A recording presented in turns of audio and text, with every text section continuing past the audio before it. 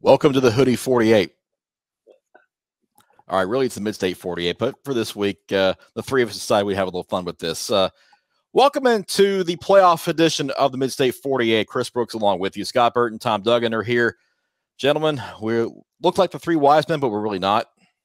This is what happens when you don't coordinate Halloween costumes. Yeah, when Halloween falls on a Sunday, it's a little tricky. Yeah. So. Meanwhile, we look like rejects from I don't know, Friar Tuck. Yeah, we didn't make the cut, I think, for the right. Yeah, we're in the road company of Spamalot here. We were going to join the monastery, but that didn't work out. I couldn't shut up long enough. I think we all have that problem. A vow of silence is not a vow I will take. So here we are. Yeah. Anyway, the holy hand grenade of Antioch. Jokes aside, we are into the playoffs now. Finally. Oh, actually, this thing went quick too. I mean, we're sitting here in August, seemed like 3 weeks ago, and now we're looking at 40-degree temperatures at kickoff, and we're wearing hoodies, and it's football weather. So here we go. Yeah, consider this training for this week. Getting ready. Yeah, we need the Rocky montage. We need the Rocky montage to get us ready for Friday night. Some good matchups on the horizon, though, this week. Even though generally the first round hasn't produced a lot of those in recent years, with the realignment, it's kind of done some good things, I think, as far as putting some interesting matchups on the table this week. Guys, what have you thought about what we were seeing on the horizon? Well, I think that it's really interesting what the TSSAA did last year with the realignment. It has really given us some good matchups in the first round that otherwise would have been seen in later rounds. Also means that some teams that would naturally go a little bit further than usual are going to be out a little earlier. It's kind of a whole new world, a brave new world out there for some of these teams in these regions. Yeah, that, and I'll tell you something else, guys, that I've really paid attention to this week is the amount of travel that some of the teams are going to be doing in the first round. I mean, you've got schools, and in my new role now, I know some of the schools in the Upper Cumberland area, they're going 3 hours one way, guys, to play a football game, and that in itself gives a home team, I think, a real advantage. But Scott, you talked about some of these early round matchups. I've been looking also at 3-2A and 4-2A. And I think we brushed on this a little bit last week. Watertown and Charleston County, they likely next week could match up with Meigs and Marion County. You're talking about a couple of matchups that easily could be semifinal games in 2A. So travel is going to be a big thing, and I think we're going to see some pretty elite matchups coming earlier in the playoffs than we usually expect to see. Yeah, I actually got a chance to look at some of the travel that a lot of teams are going to do around the state. And it's interesting to know that there were 14 teams that have to go more than 200 miles to their first round game this week. On the flip side, though, there are 14 teams who only have to go 50 miles or less. So there are some teams that are going to have short trips. Yeah, and some teams that are in previous years that haven't had to travel or that didn't have to travel very far are now the script has been flipped, and now they're having to make a trip to Memphis or make a trip, whether it be by how they finish in the regular season or whether by how the dice roll fell for their whatever region they were in. Now they're going to have to travel, a whole new thing that they're not used to. Yeah, I think the TSSAA put out their notes for this week. I think there are like 65 first-time matchups in the playoffs this week. So a lot of new foes for some opponents coming in week one of the playoffs. We'll get to some of those matchups and who you got. I want to go back to last Friday real quick in the end of the regular season. Scott, you were over at Wilson Central for an elimination game between Hillsboro and Wilson Central. Wilson Central hung on for that win, but Hillsboro didn't make it easy for a while. No, it was a true elimination game. Playoffs got to start early over there. It started out Thankfully, the rains kind of held off for the most part. It drizzled a little bit over there. Field was kind of nasty, and Wilson Central got off to a fast start, being able to run the ball on the ground, hold Hillsboro's rushing attack, which was their focus, and force them to throw the ball in what turned into a difficult night to hang on to the ball. They got out ahead 14-3, 21-3 before Hillsborough started mounting a comeback late in the second quarter. Their defense finally was able to get some stops. They were victims of penalties and mistakes early, but by then it was far too late. The second half came on. Nobody scored in the third quarter, although Hillsborough did start moving the ball. And then they got a touchdown. Mikeese Jones finally got on the board late in the fourth. They had a chance. They had a chance to go up, had the ball fourth and an inch, really, inside the 20 with a chance to really go up, but a procedure penalty backed them up, and then they tried to run a quarterback, halfback pass back to the quarterback, a throwback, and the pass was a little off target, and the slick field, it was just no good from there. Wilson Central really drove the ball, took up a lot of the clock, kicked a field goal, put them up 8, and that's kind of how it ended. But, I tell you, this Wilson Central team is going to give some teams some fits, I think, in coming up. And Coach Dedman feels that way as well. He thinks with the way that their sets run and the way they mix things up, they're going to cause some problems in the playoffs. At least he has that kind of faith in his team. Their first shot will be at Page this week, and one of those games that we'll pick later on in this show. Over at DCA, a region title game between the Wildcats and Nashville Christian, and let me tell you, defenses ruled the night. And this one finished 7-3 DCA, and Ashton Jones had a first quarter touchdown. We thought it was going to be a high scoring game after, the first 10, 12 minutes, but it never showed up because both defenses clamped down. DCA had another TD call back for a holding penalty, then missed a field goal. Nashville Christian didn't get on the board until the third quarter when Macy Crampton hit a short field goal on fourth down. They had the ball at the 2-yard line, which was an interesting call by Nashville Christian head coach Jeff Brothers, whether they decided to kick that field goal or go for it. They took the field goal, and they never got back close again.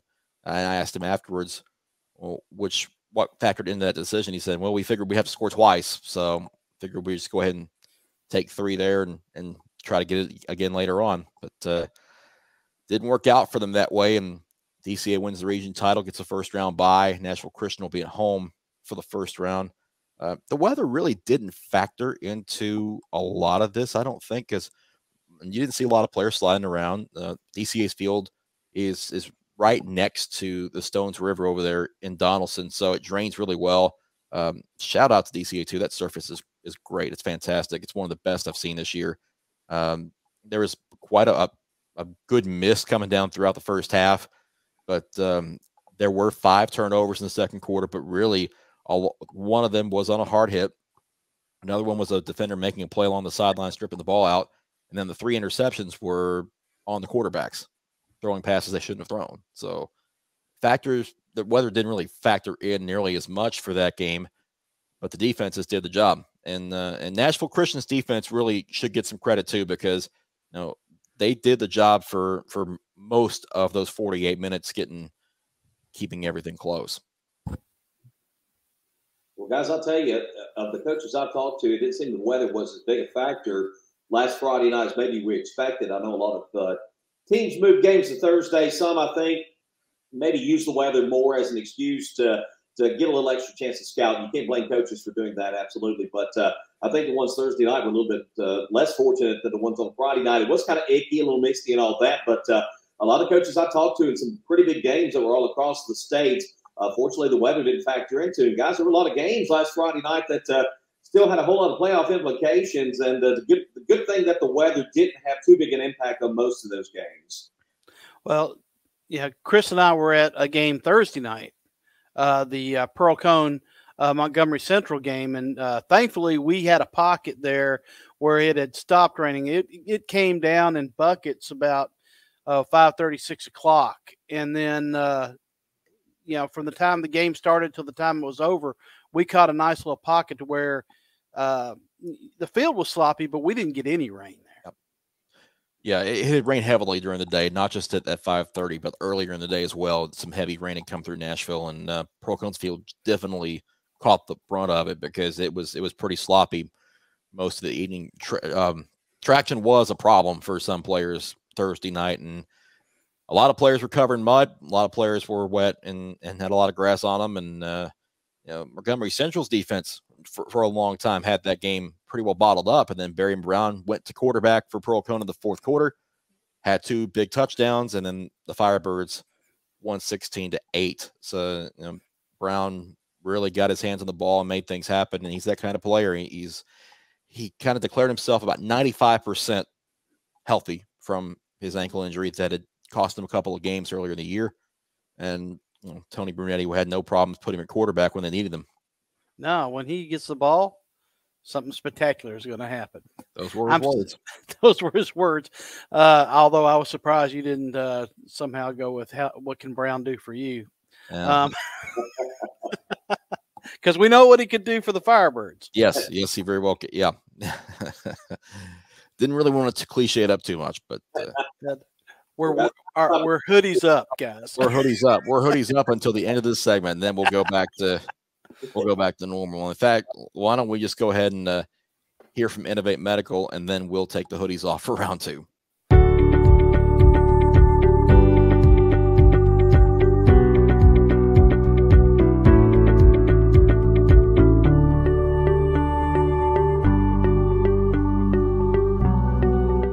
Now, if you were with us on Saturday, we did our bracket special where we looked at all the brackets, Scott and I, over our coverage area, and we're going to do a little bit more of that tonight. Went back in there, put the records in, all the handy dandy records with the teams, so you actually know what's what with some of these schools. So let's start at 1A, and the Clay County Gordonsville game was for that region title. We've talked a lot this year about Gordonsville South Pitt possibly another playoff matchup between those two teams. It looks like it could happen again in the quarterfinals. But Tom, well, when you see these things in 1A, what stands out to you? Well, inevitably you think it's going to be Gordonsville South Pitt, but keep an eye on Clay County, guys. I know that Gordonsville got that win last week, 21-14, and I don't know how closely you guys followed the game, but I know that Gordonsville had a 14-0 lead in the first half, had a chance to go up 21-0 right before halftime and just couldn't punch it in. But, Clay County's a defense that's allowing only 8.8 points per game. They pitched 4 shutouts this year. And South Pittsburgh, as good as they are, and it's always tough to go down there and play, I don't think this is one of the more powerhouse-type South Pittsburgh teams we've seen. So the round 2 potential matchup of Clay County and South Pittsburgh certainly intrigues me there. Not taking anything away from Sale Creek and Red Boiling Springs. Obviously, they got to win in the first round. And Sale Creek's been putting up some points like crazy. They've averaged 64.3 points per game in their last 4 games. They've been really putting up some head-spinning numbers. But inevitably, folks are going to look at this. They're going to think Gordonsville, South Pitt in that quarterfinal round. But keep your eye on Clay County. I think they're not to be slept on. Yep. That Clay County Sale Creek game could not end until sometime late Saturday. You're talking because Sale Creek is as much as they put up points, they give them up too. Mm-hmm. Again, I still think this is the South Pittsburgh Gordonsville collision course, but a team that to me you can't sleep on is Whitwell. Whitwell's got a real chance in that region, and so Gordonsville can't take anybody lightly. I don't think they will, though. It's going to be important to note in this bracket as well that Copper Basin Gordonsville game is a Thursday night game. It has been moved to Thursday this week, so whoever wins is going to be doing some scouting on a Friday night for sure in that Joe Burns Whitwell game to get ready for round 2. Yeah, I'll tell you what, that Joe. Just go back real quick. That Joe Burns Whitwell game will be one to watch. I think that's a that's going to be possibly the best first-round game in that matchup coming up this weekend. Yeah. Look on the region 5 and 6, a part of the bracket. Eagleville, the only team that we cover this particular quadrant, and they'll be at Dresden in round 1. But you've got 9-1 Fayetteville, 10-0 McKenzie on as those two region champions. But here you look at teams like McEwen and Cornersville. Whoever gets out of that game, McKenzie's going to have their hands full. Yeah, Fayetteville is tough, but yeah, I agree with you. McKenzie very well could be create some problems for them. You look at Fayetteville's schedule and the teams that they've played. I mean, they beat Upperman, and that was a pretty good win for them. It was they're a really good team. I still think that they're going to be the class out of this one. Yep. Let's go ahead and skip into region or class 2A with regions 3 and 4. Tom, you mentioned these earlier. Trousdale County, possibly a second round game of Meigs County. Watertown and Marion County could have a second round battle. When these regions got aligned this year, it kind of took some sting out of that semifinal game in 2A, because now your semifinal power is all in the first couple of weekends. Yeah, it's. I tell you what, there potentially could be 2 top 10 ranked matchups there in that second round if the Trousdale County and Meigs County get there, and then Watertown wins Marion County. Guys, I know I'm not going to go out on a limb by any means and predict an upset of Westmoreland over Marion County, but that Westmoreland defense, I've been riding that train all season long, guys. I'm just curious to see how well they do against Marion County, and I think that's going to be a little bit of a barometer of if Watertown gets to that first-round game of Bledsoe County. Let's see how Westmoreland does against Marion County. That may give us a little bit of an indication what we can expect in that second round. And Trousdale County, I don't know that any team in 2A's got a rough the first couple of weeks. Tyner, and then potentially turn right around and play Meigs County. Guys, that's tough before you even get to the quarters. Yeah, that Tyner team, I'm a little concerned about Trousdale County against that Tyner team. Tyner's only lost 3 games. They lost to Alcoa. They've lost to Meigs County by 1 point. And then they lost to Marion County, and that was pretty stout there. I don't think Trousdale can afford to look past them at all. Yeah. Go back to that Westmoreland team for just a second. I mean, their defense. You overlook that 3-7 record because they were in a ton of games this year where they just couldn't punch things in. That defense will keep them in a ball game pretty much all night. Can their offense do anything with it? That's going to be the key there. Marion County can't be looking past them right now, because if they've seen the film, they should know that Westmoreland's defense isn't bad at all. No, indeed. And I tell you what, Westmoreland's getting the respect they deserve, too. They were ranked just outside the top 10, believe it or not, in Class 2A this week in the Associated Press poll. So people are taking notice. Westmoreland's played a lot of good quality football this year, that 3-7 record aside. Yep. On the in the 3A brackets, let's see, Cannon County is our lone cover in this particular portion of it, where they have Signal Mountain at home. You've got Giles County at 9-0 hosting Sweetwater, and then Loudon at 9-1 hosting Grundy County. Tom, Kingston kind of sticks out to me as a team that may be able to make some noise in this bracket if there's anybody else that comes out of it. What do you think? Kingston's a good football squad, but I'll tell you what, guys, a couple of weeks back, Stone Memorial went up and took care of business against Kingston, a game and a result that kind of surprised me there. And not taking anything away from Stone Memorial, but I thought Kingston would have won that game by a score or 2, and Stone was able to get out of there with a good victory for them. That is, though, a good Kingston team. I don't think Sequatchie is quite what they've been in years past, and I see a Kingston-Giles County matchup in round 2. I think could be a really, really good game.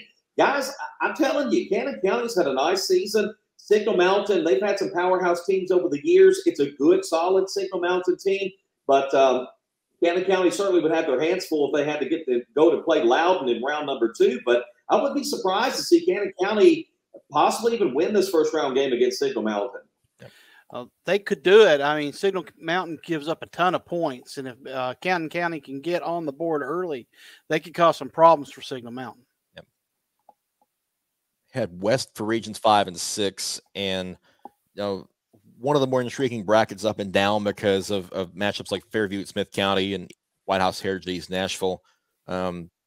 when we look down the line, East Nashville White House would be a really good quarterfinal game, considering the way both teams have played this year.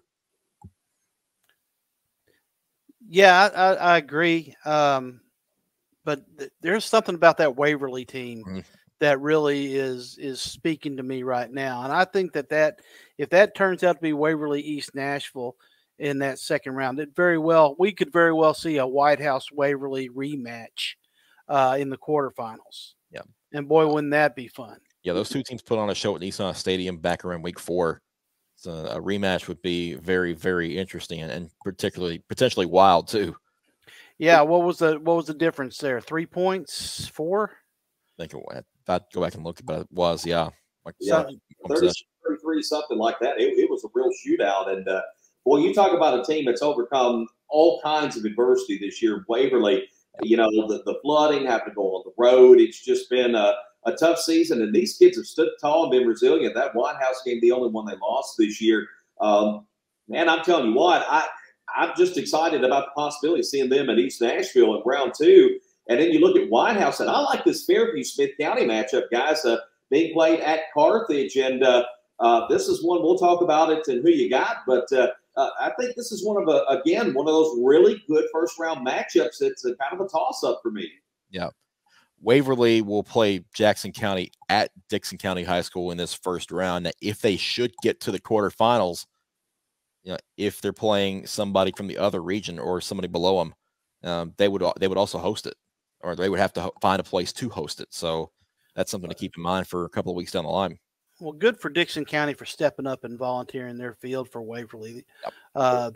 That was a great show of camaraderie and kinship there. Yep. Moving on to 4A.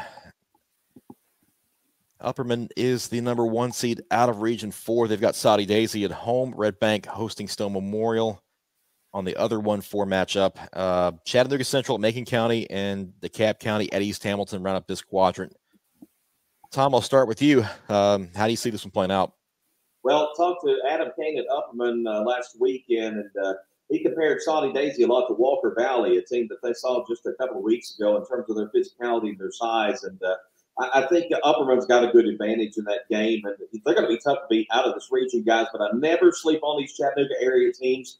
Red Bank, Chattanooga Central, East Hamilton, all finished 5-1 in that region. It was tight. And when you look at East Hamilton, even their couple of losses there, I think were just by 1 point each, and a very competitive ball game. DeKalb County has been a road warrior to playoffs in recent years, but they're dealing with some injuries. They lost Diego Coronado, one of the anchors of their offensive line. That's a big blow for them in that football game. Macon County, Chattanooga Central, another good matchup. Guys, I like these matchups all across the board. Even Stone Memorial, I think, could give Red Bank some fits there. But to me, Upperman's the cream of the crop here, but never count out the Chattanooga area schools in this region. Yep. I agree. I think that you're really looking at some close first-round matchups. I think that Macon County, Chattanooga Central game could go down to the wire. I think that the DeKalb East Hamilton could go that way as well. It may just come down to mistakes. It's really difficult to judge some of these Chattanooga teams just based on the fact that, I don't know, it's hard to judge against the teams that they played against to know exactly, you see a record, but you need to know exactly what that meant as far as who they played and things of that nature. But just based on that, I think that, these teams are solid, and DeKalb and Macon are going to have their hands full. Yep. To regions 5 and 6 in Class 4A. We talked about the Pearl-Cohn Montgomery Central result and what that meant for the Firebirds being at home in round 1 as opposed to going to Jackson Southside, which the Indians will do on their own.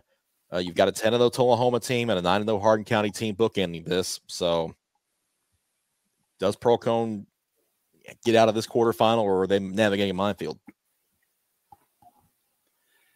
Based upon what we saw the other night, I think that if Hardin County is who they're up against, they're going to have a hard time because Hardin County has got a really good defense.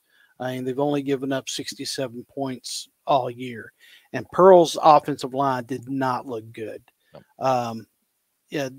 regardless of the weather. Offense should have been able to dictate that game, and it wasn't until Barry and Brown, took over in the second half that they were able to do anything. So I think that Pearl is going to have a lot of trouble if they have to play against Hardin County. Not saying they can't win, but they're going to have to play a lot better up front. Yeah.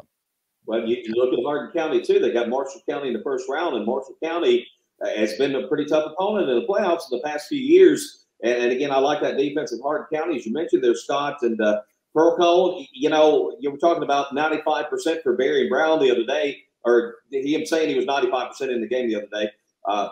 95% of Barry and Brown will take you a long way to the playoffs. I like this Pearl Cone team all year, but definitely the offensive line is going to have to step up and play better. It doesn't matter what kind of weapons you got back there.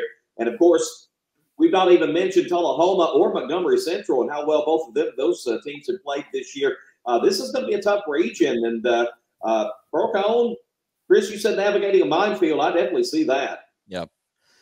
Yeah, Tullahoma, Hardin County seems like that quarterfinal is tailor-made for them. But Montgomery Central's defense has been nearly lights out all year long. I think the only real blemish against them was the Tullahoma loss early on in the year. They've been close in every other game. So it will be interesting to see if they get another shot at Tullahoma, whether they can do anything with it or not. But, this is a tough region to look at because there are some quality teams over here. You've got nobody with a losing record, one of the few quadrants in any bracket that's like that. So it goes to speak to the quality of the teams in this particular bracket, that they're all 500 or better.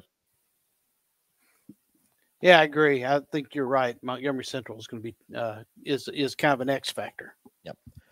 In 5A, we've talked about this bracket ad nauseum, really, because of the potential it has in producing multiple teams out of it. In regions 5 and 6, when you've got Green Hill with Franklin County at home, Nolensville at Station Camp. Nolensville has a 4-6 record, but they may have the best shot at pulling an upset of anybody here, just because Station Camp has been playing so poorly the last 3 weeks. Agreed. And we talked to Coach Alexander, and he was concerned about his team's identity and playing Bison ball and the fact they hadn't been doing that. So you're right. Nolensville has an opportunity here. It just depends on if Station Camp can right the ship and stay righted. Yep. Yeah. Wilson Central at Page too as well. Go ahead, Kurt. Yeah, you had Wilson Central's Page. We talked about that one earlier. The one that I'm looking at, though, potential second round matchup, Mount Juliet potentially going to Green Hill. Those two teams played a classic just Friday night. And although Mount Juliet lost that game, that might have given them enough motivation to where they can get by Columbia and get to the second round to get another shot at their new Cross City rival. Yeah, that would be a second round matchup for sure, guys. And I was kind of surprised Mount Juliet. They've been a little Jekyll and Hyde here of late. And, they really brought their A game out to play Green Hill. They were fired up and motivated about that game. I think they're going to be as equally fired up, as you mentioned, Chris, to get back there and get another shot at Green Hill there in that second round. Yep. Dare I ask, without giving too much away, what do you guys think the quarterfinal is going to look like? Just right now, off the top of your head. I think it's Page Green Hill still. Nolensville, I think, is an X factor here because if their defense has any improvement at all, their offense is dangerous enough to do a lot of damage in this bracket. But I do think that Page will work their way to the quarterfinal in this one. Yeah, and it's which Station Camp shows up. Are we going to see the team that played so well the first 8 weeks of the season, or the team that's looked so poor in the last 2 weeks of the season? Not much was expected of Station Camp. They surprised us all, but they kind of ended the season kind of the way folks expected them to start the season. So to me, they're the X factor here. Yeah, Chris, I tend to agree with you. I think that if you look at the teams that are playing the most consistent ball, the most playing the best football going into playoffs, you have to point to those two teams. Yeah, I would agree with that. And 5A, we've talked about all years, is as wide open as anything. So, yeah, definitely one to keep an eye on these matchups Friday and see how they turn out, because you can almost throw them under a hat and pull a name out and be just as right as what we're going to try to do in the next segment. So, you mean you guys haven't been doing that all year? Well, I won't tell you. Region 7 and 8 quickly. Springfield hosting Brighton, Kenwood hosting Memphis Central, Henry County hosting Dyer County, or Kenwood at Memphis Central, excuse me. Henry County hosting Dyer County, Portland at Munford. Springfield, to me, is an X factor in this side of 5A in these two brackets because they play football that's meant for November. They run the ball, they rely on their defense, and they try not to make many mistakes at all. That's a formula that can get you pretty deep into the playoffs as long as you don't make those mistakes. 100% agree. Springfield is, right now they are playing tough defense, and that gets you far when you get to the playoffs. So, that Kenwood Memphis Central game is kind of intriguing to me. Just simply because Kenwood has the ability to score in bunches, but then again, defensively, you just don't know. I mean, they kind of, I won't say they backed into the playoffs, but they kind of did. Northeast beat them the last game of the season, but since Portland couldn't upset Henry County, that got them in instead of Northeast.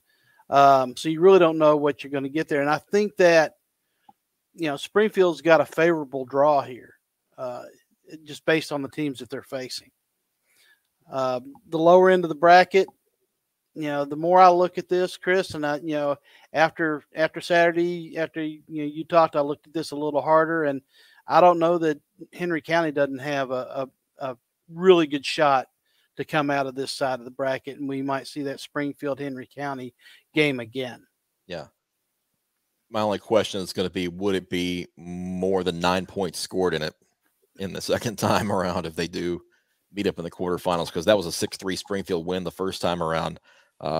Yeah, I agree. Henry County, I think they've played such a hard schedule all year long that they're now playing for November. And this is what they set up for. That's why they scheduled as hard as they did. They took some lumps early on in the year, but they played it for a reason. It's these playoff brackets and getting through them and trying to play Henry County football. So I can see Henry County Springfield in round 3 for sure. Let's go into 6A. We'll speed things up just a little bit to get through this segment. In regions 3 and 4, Stewart's Creek at Lebanon, Coffee County at Riverdale, Rockville at Shelbyville, Warren County at Oakland. Is it Battle of the Borough round 2, or does somebody else have a say in it? Tom, what do you think? I tell you what, guys, Lebanon to me is a team that if you're going to watch one, they're out of Region 3. Keep an eye on Lebanon. They're a team that I wasn't sure about them early on, guys. I just didn't think they were playing great football, but I know Chuck Gentry and how hard he works and his staff works. And, boy, I tell you what, they kept coming. They kept winning. They're gritty. They're tough. Jalen Abston is just a tremendous athlete at quarterback. But this is a team to keep an eye on. If somebody's going to play spoiler to me to the Battle of the Borough, it's going to be Lebanon right there. And looking at a potential Lebanon-Riverdale game in round number 2, I think that's a game that could be very, very interesting. I agree. I think that Lebanon-Riverdale game is really going to be the game of this. Although something in the back of my mind says, don't look past Stewart's Creek if you're Lebanon. Yep. They can run the ball down your throat. But yeah, when you look at it on paper, you see Oakland Riverdale in the quarterfinals. Yeah. I expect a heavy dose of Gabe Walker from Stewart's Creek Friday night at Lebanon. And if Lebanon's defense, which has played very well the last 3 or 4 weeks, now don't forget they've had, I think it's 14 consecutive quarters of scoreless football that they've played. So they're riding on a pretty big high coming to the postseason. If they can get another win out of this game, they're going to stay at home. Now, they don't have to worry about getting the road for a bit. So they got Riverdale coming to them. If they happen to get to the quarterfinals, they'd have Oakland coming to them. They're in a good spot. They just have to make sure and get it done. Regions 5 and 6, McGavock at Hendersonville, Gallatin at Smyrna, Overton at Beach, Clarksville at Cane Ridge. Stands out to you, Tom? Well, I'll tell you what, guys, looking at a lot of very interesting matchups, to be honest with you. Here you got a lot of, I think only one losing record there, and that's Gallatin. And you never sleep on Gallatin at that. I know they had the kind of season that they've won or two record-wise, but they're pretty battle-tested themselves. And that Smyrna game there in the first round, I think that could be a pretty interesting matchup there. Hendersonville, McGavock, you kind of favor Hendersonville there, but McGavock's had a fairly nice season thus far this year. Overton Beach, guys, this one kind of stands out to me as a pretty interesting round one game there in the bottom half of the draw to keep your eye on. Really, I think all these matchups are pretty good, and I think, it would surprise me to see a couple of teams pull a mild upset or two in this region. 100% agree. I think that there are some I'm saying agree a lot because I do. I think that there's potential for upsets here. I don't think that I think Clarksville with Rayshawn Bowling stands a chance against Cane Ridge, at least to give them a game. If Cane Ridge isn't playing on their game, Clarksville could upset them. Hendersonville, though, I think that they are made to go into the quarterfinals at least. You look at their side of the bracket, I think that they're made to take on those teams and win. Truthfully, if it comes down to it, I think you're going to probably see the battle for Drakes Creek, round 2. Yeah, I don't disagree with that at all. I think those two teams are kind of made for getting to the quarterfinals in this bracket. Overton, I think, can give Beach some trouble in that first round. That's one I'm going to keep my eye on. But other than that, I think it's Beach Hendersonville getting through to the quarterfinals. Let's go to 7 and 8 when you got the Williamson County teams going to Memphis. Some long trips involved for Independence and for Brentwood, and Houston and Whitehaven coming the other way. Summit and Collierville. They're your 10-0 region champions here. Ravenwood, a number 2 seed out of Region 7. A lot of intrigue in these matchups because there's a lot of unknown with Memphis because of missing 2020 and being behind by a year. Are these teams ready to compete in this type of environment now? I think they're ready to compete, but whether they can, whether they'll win or not, that's a different story. I like the Williamson County schools here in just about every matchup except for the Collierville Independence game, and even that, I think you can't sleep on Independence. I think that Ravenwood is ready to take on Whitehaven. I think Whitehaven's playing well, but like you said, Chris, they've had a year of where they didn't lift. They didn't, is stamina going to be a factor? It very well could. But, Ravenwood and Brentwood being tested like they test themselves will have them prepared for Germantown and Whitehaven. Like I said, I think Independence is really the only one that's in, in what we say mortal danger here. But other than that, I like the Williamson County schools.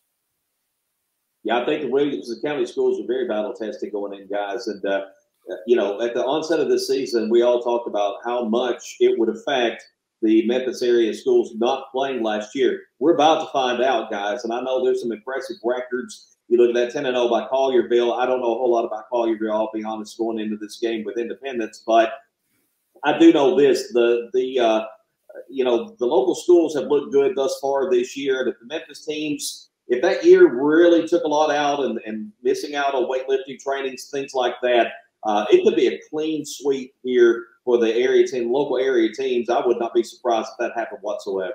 Now, Collierville did play last year, so they're not necessarily in Shelby County, but the other 3 are. So that's the one thing to keep in mind there when that Independence-Collierville game comes around. So Independence at 4-6 offensively can still put up enough points to win that game and knock Collierville out. But I don't know defensively that they're going to be able to match what Collierville has been able to do this year. Be interesting to see if anybody can try to slow down Destin Wade, though, because nobody's done it so far.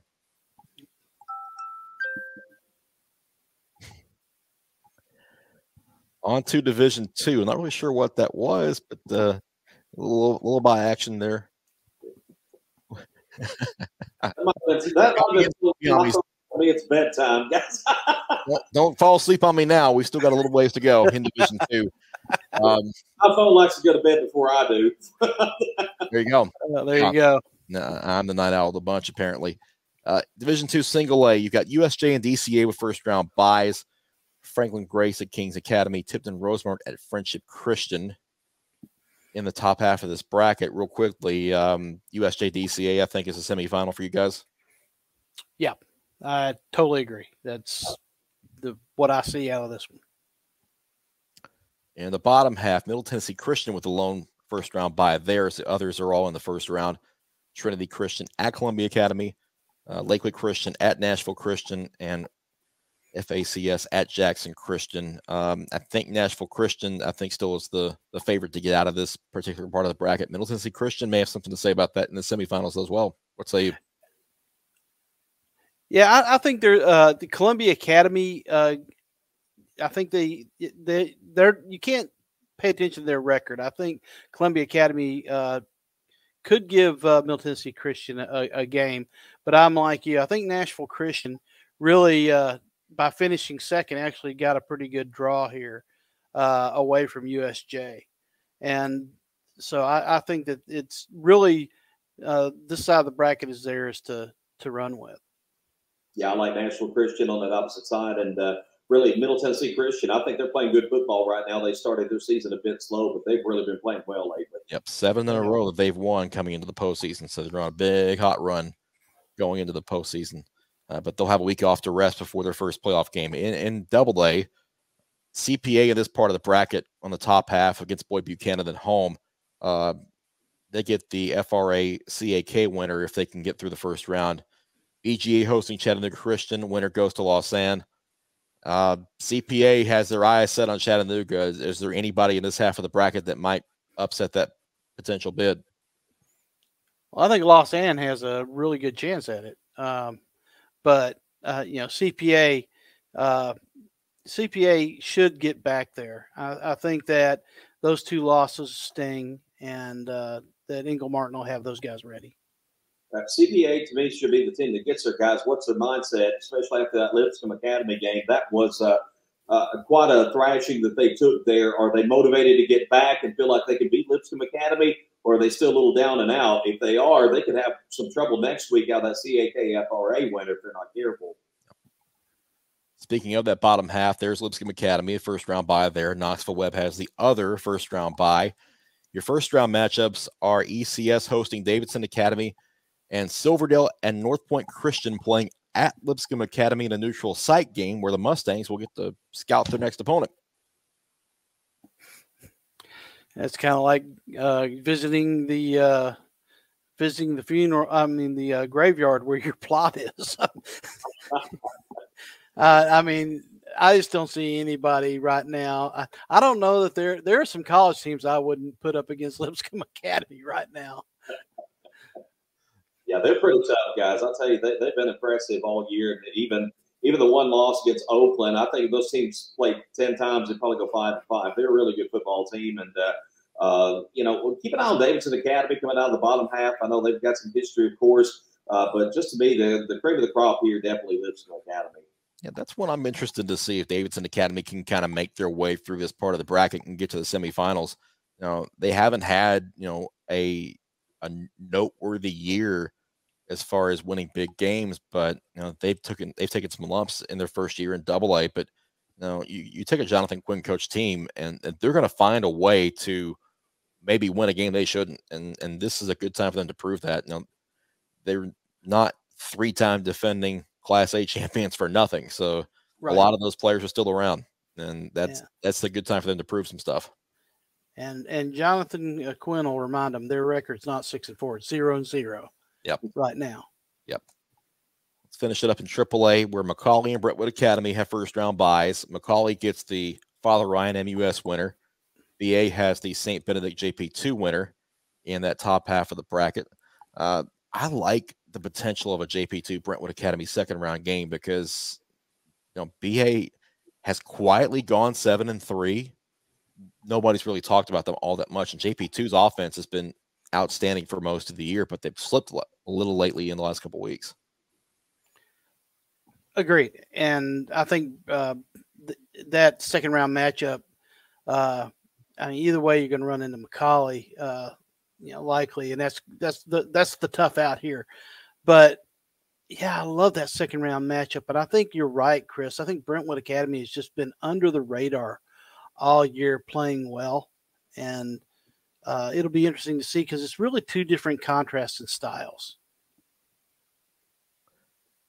Check the bottom half out before we end this segment with MBA and Briarcrest on to round 2. MBA gets the Baylor Answorth winner. Briarcrest gets the Christian Brothers Knoxville Catholic winner. This particular half of the bracket could be fun because there's really any team that can get out of here and get to the semifinals and further on.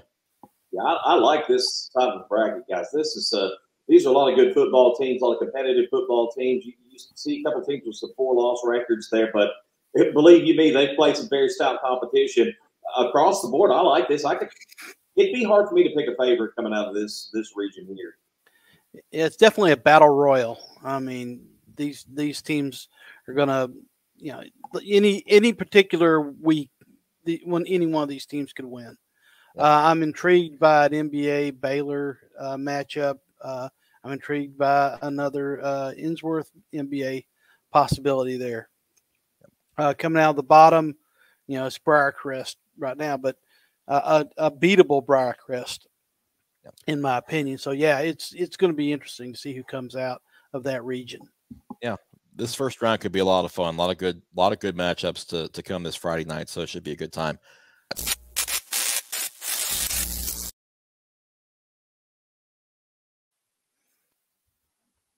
Most of us got back on track in week 11. However, Reggie probably needs to go back on the special kitty. He's got to stay out of the catnip. Well, he had a bad week. Yeah, he had a bad week, and he fell back into the basement by several games behind Drake in 5th place. So Tom's still out in front of the fans by 2 games. Actually picked up a game on the fans last week. So and you nailed. See, who did you have? But Watertown. You had Watertown. You had Watertown for Charleston County. That's right. In the Told You So department. So let's we'll just take a look back at week 11 real quick. The red. So much red. So much red. Yeah.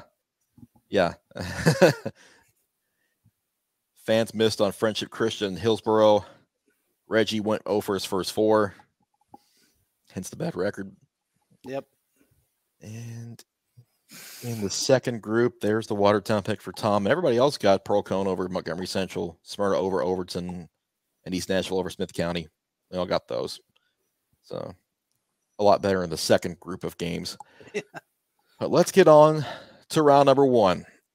And we'll start with Fairview and Smith County. Reggie has picked Smith County over Fairview. The rest of us have the Yellow Jackets. East Nashville over White House Heritage across the board. Scott, you and Tom have Columbia over Mount Juliet. The rest of us have the Golden Bears. We are split on our Station Camp Nolensville pick before Reggie made his. And let's take a look.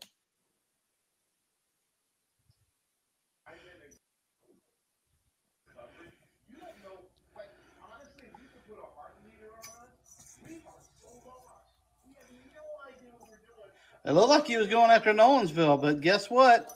He is playing with the Station Camp ball. He has selected Station Camp to defeat Nolensville. So what I'm seeing from this is that we're going to get a late Nolensville run to make it close, and then Station Camp will win it in the end. That kind of what I'm getting out of this? Yeah. So I think that's what Reggie was inferring, and that's what he's getting at there. Yeah, he's got Station Camp, so it's 3 for Station Camp and 2 for Nolensville, and everybody has got Page over Wilson Central.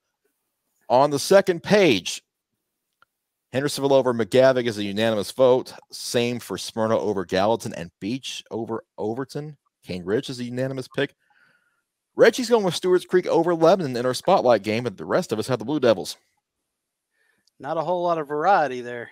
I think the gap may stay a lot like it is this week. That's all for who you got. I want to get in one last word real quick.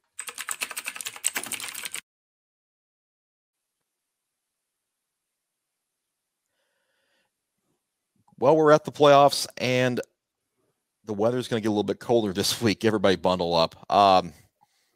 First off, I want to thank all the players and the coaches this year who have been able to give us access on the sidelines afterwards. This is not necessarily it's not a full-time job for us. It's a labor of love. And though I have a lot of journalism experience, and Scott does as well, and so does Tom, we all do this because we want to do it. And when we take to the sidelines every Friday night, it's because we enjoy being out there. And the playoffs are just kind of the end game for all of it. This is the best time of year to be a football fan, really, because now you see everybody giving it just a little extra. You have to empty the tank or else your season's over. And when you leave that stadium on Friday night, whether you've won or lost, take just a brief minute to appreciate the effort and the time that these players and coaches and everybody involved with these programs puts in, because it is not just a labor of love for them. It is something that they really, really want to get their hands on. And when we get to Chattanooga to crown some state champions, you'll see why. That is all I've got for this week. That's all the time we've got for this week, too. And I'm going to take who you got off the screen to let everybody see us one last time and get out of here. Scott, Tom, thank you all very much. And thank you all for watching and listening to the Midstate 48. We will talk to you next week. Enjoy the games, everybody, and good luck to everyone this week. Wear a coat. Stay warm. So long, everybody.